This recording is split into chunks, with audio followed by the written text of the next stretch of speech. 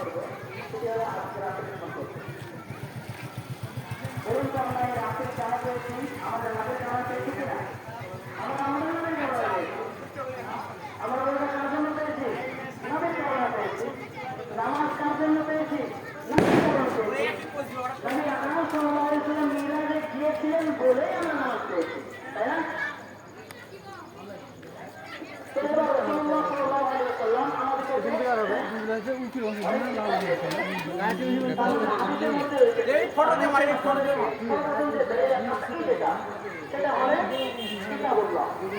আমাদের শরীয়তের দলিল প্রতি আমাদের জানা আছে,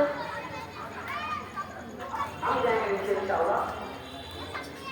উসুলুল ফিকহে আরবাআতুন, উসুলুল ফিকহের মধ্যে রয়েছে যে ইসলামের শরীয়তের দলিল হচ্ছে চারটি।